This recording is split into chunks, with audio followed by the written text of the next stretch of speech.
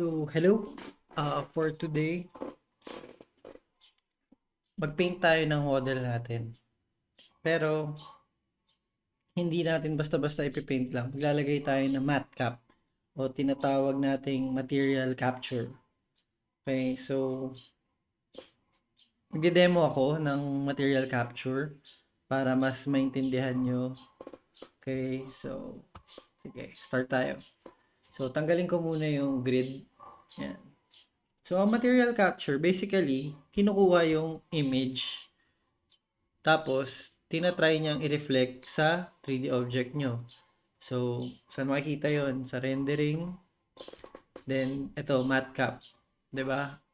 So, marami tayong matte cap na available dito. Yan, maraming matte cap na available na dito. Okay? Yan. Pero tandaan nyo, kapag nagkukulay kayo kay SculptGL or any 3D application, importante yung matte cap kasi nakaka-affect yan sa color nyo. Okay? Pero tayo, ang purpose natin is yung matte cap natin dapat tugma sa pangre-render natin. So, ang pangre-render natin na ituturo ko sa inyong sample is Adobe Photoshop. So, pero pakita ko muna yung mga matte cap. So, pwede kayo mag-import ng image. Yan. Meron ako matte cap na ready dito. Dapat nasa bilog siya tapos gray or black background. Okay? Tapos, yan. By the way, maganda siya 500 pixels by 500 pixels kapag dito kay SculptGL. Sampulan ko lang itong orb na to. So, ayan. 'Di ba? Nagmukha siyang jelly or nagmukha siyang ruby, whatever. Okay? So, ganun ang purpose ng matte cap. So, kinukuha yung material. Pero kay SculptGL, hindi natin maayos yung ilaw kasi may certain ilaw na lang siya. So, ibabase nyo na lang sa matte cap nyo kung anong gusto nyong ilaw. So, next, for example, itong parang flat. Gamitin natin. Flat. So, import. Select ko yung flat. So, yan. Parang anime na. Tapos, pag nilagyan ko ng kulay yan, for example, lagyan ko ng kulay. So, ayan. Diba? Flat siya. Okay? So, Control Z. So, once okay na, pwede kayo mag-select ng, pwede nyo ibalik kung ano yung matte cap nilagay nyo dito. So, okay? So, ganun ka-basic lang yung matte cap. Napakadali lang. Pwede kayo gumawa ng sarili nyo. Okay? So, tayo, ang gagamitin natin, syempre, gusto natin matutunan i-render ng mas maayos kahit papano kay Photoshop. So, ginawan ko kayo na matte cap na tugma kay Photoshop. Itong matte cap 4PS. So, click nyo yan. So, ayan, kulay white siya. So, nilagyan ko ng konting bleed out or konting leak para may kulay black siyang matira. Hindi ko sinolid kasi mahirap makita kapag solid na white siya. Pero anyway, ayan. So, ngayon, start tayo magkulay. Okay? So, pili kayo kung anong kulay gusto nyo. So, ano bang kulay nitong gusto kong maging. So, medyo, yan, orange. Tapos, sa likod paint all, para walang problema. Paint all. Tapos, yung horns, gusto ko gawing medyo, medyo pink siguro. Yan, para medyo weird lang siya. Yan. Tapos ngayon, syempre, just like any other brush, pwede nyo nang i-brush. Tapos, pwede nyo babaan yung intensity, pati yung hardness para mas soft. So, unti-unti, di ba? So, ayan, kulayan ko. Kulayan ko. So, pwede kulitan yung brush ko. Kulayan ko. So, ganun kabilis lang. Nagkukulay na kayo ng 3D object nyo. So, okay, tapusin ko lang to. Kulayan ko. So, pwede nyo rin gawin, pwede kayong mag-mask para hindi lumagpas. So, paano mag-mask? 'Di ba? Pwede dito, hanapin niyo yung masking or hold niyo yung control. So, control Z ko, ulitan. imamask ko. So, anong purpose ng masking? Hardness, taasan ko yung hardness ng masking ko. Anong purpose ng masking, 'di ba? Parang bakit ko kailangan i-mask? Siyempre, yung mga parang masking tape, parang yung mga ayokong tamaan, imamask ko. So, yan, ayokong tumama dyan. Ayokong tumama. Oops. Sobra ako to. Okay na ba yan? So, sobra. So, sa tingin ko, okay na yan. So, paint. Pwede kong i-paint. So, yan. Bahala na kayo magkulay kung paano nyo kukulayan yung 3D object nyo. Nasa inyo na yan.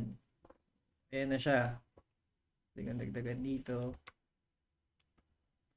Ang maganda rin pala, ihanda nyo yung palette nyo sa Photoshop o whatever para yung mga hex malalagay nyo.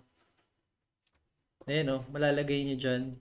Matatype nyo kung ano yung hex na yun. Pwede nyo i-type para consistent yung coloring nyo. Okay, so itong ilong,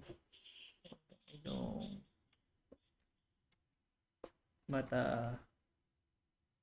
Yan, pwede akong mag-matte cap dyan kung gusto ko matte cap. Ayan yung mata niya. So, ayan.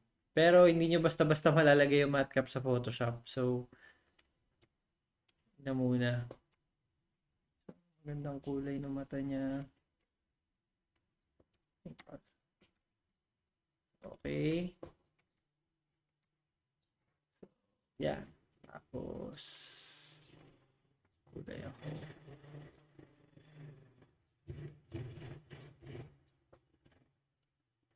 Okay, babaan ko yung hardness ng paint. Intensity.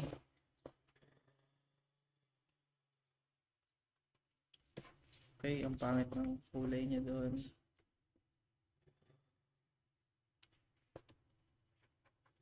Yeah. Sa tenga. Unti-unti lang. Gradual lang ba? Okay, panlightan. So, kontrolin nyo lang kung paano nyo kukulayan. Nasa inyo na yan. Oops.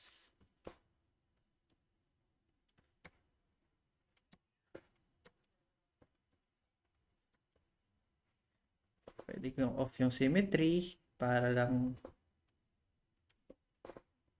dito sa part na to wala yung symmetry.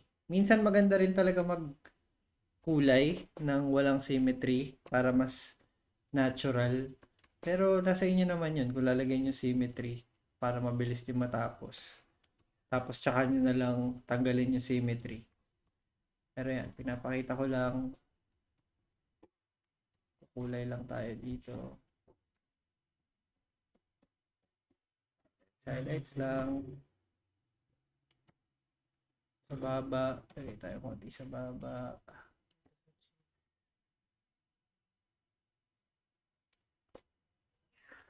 Tanggalin ko ulit. Highlight lang. Oops. May symmetry na doon. Symmetry. Dito. So, yan. Kakakulay na sa mata. Masyado pa siyang dark. Okay na mata. Well, kayo na maglaro niyan kung paano nyo kukulayan. So, lagay tayo ng dark.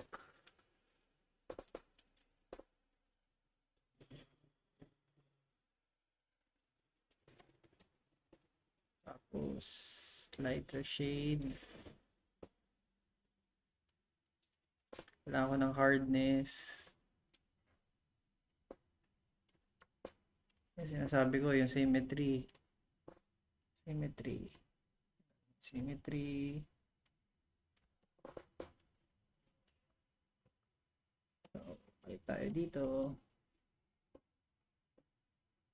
So, next.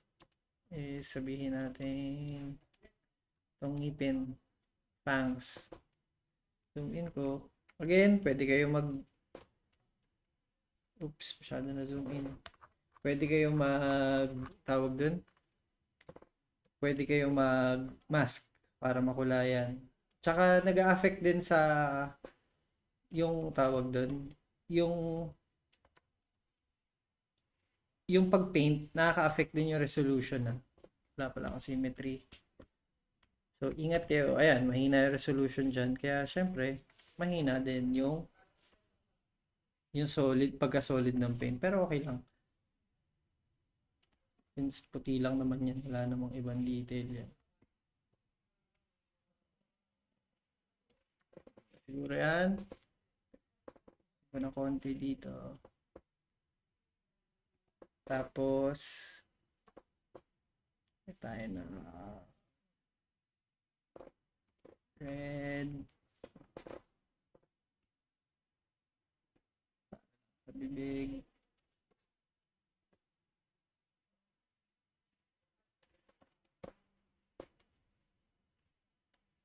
So, hardness. Lagyan ko ng hardness. Hardness. Oops. Pass. So, yan. So, next. Lighter shade para sa tao. Okay. So, ito. Siguro, pink din. Para lang din mabilis. Ito. Siguro, light pink. So, after, okay na ba ako dyan? Sige, yan na muna. So, ngayon, pag i-export nyo yan na may kulay, okay na kayo dyan, happy na kayo for example dyan, export nyo. Yung horns gusto ko pang kulayan, dagdagan ko lang ng kulay. Mabilis lang.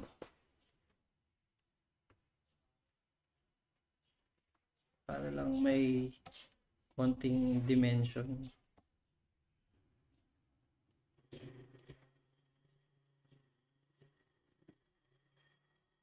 Madumi. At pala lighter. Lighter. Yan, parang highlight lang. Para lang mas may dimension siya. Okay? So, plus. Yan siguro. Okay. Ngayon, pag i-export nyo yan, okay? Import-export, diba? Save nyo, huwag kalimutan mag-SGL para meron kayong copy. Mag-export nyo na may kulay, tandaan nyo, dapat meron kayong color append. Color append. Okay, kahit naka-off tong ZBrush, dahil wala naman kayong ZBrush, pero color append. Tapos, save nyo as OBJ. Save nyo. Tapos, hanapin nyo kung saan nyo sinave. Siyempre, i-rename nyo para mas madali. Colored sample. So, yan. Pag inopen yan sa Photoshop, inopen nyo sa Photoshop, okay, saan na yan? Drinag nyo or inopen nyo as Photoshop. So, pwede nyo palitan yung size, pixels, 1920 by 1080. Pwede kong gawin 72 lang para mabilis. Okay. So, okay, palit kayong workspace as 3D. Yes. So, ayan na siya. May kulay yung OBJ ninyo. 'Di ba? Mas kapag yung puti yung ginamit nyo, mas closest sa Photoshop rendering. Okay? So, yan. Yun ang pagkulay when it comes to 3D. Tapos, i-render nyo to Photoshop. Okay? SculptGL, then Photoshop. So, ayan. Or pwede nyo rin, pag gusto nyo na to dito, di ba? Palitan nyo ng background. Sabihin nyo, palitan nyo ng background. Kayo bahala. Pwede kayo mag-upload na sarili nyong background. Sige, sampulan ko lang. Upload ako sarili kong background. Close. Save ko muna yung background na to. Yan. Save as desktop background sample JPEG. Save. Okay, tapos balik akong SculptGL. Pwede ako maglagay ng background. Punta akong image. Then import. Then saan ko ba sinave yun? So, ayan. So, ayan na yung 3D ko. So, huwag kong i-darken selected para lahat kita. So, ayan. Ayan yung 3D ko. Tapos, pwede nyo screenshot para kung gusto nyo i-save as JPEG, di ba? Screenshot nyo na lang. Okay? Tapos, next lesson natin, turuan ko kayo mag-basic rendering kay Photoshop. Okay? So, pero nakita nyo na pwede siyang ilagay kay Photoshop. So, okay? Sige. Maraming salamat. Next video na lang.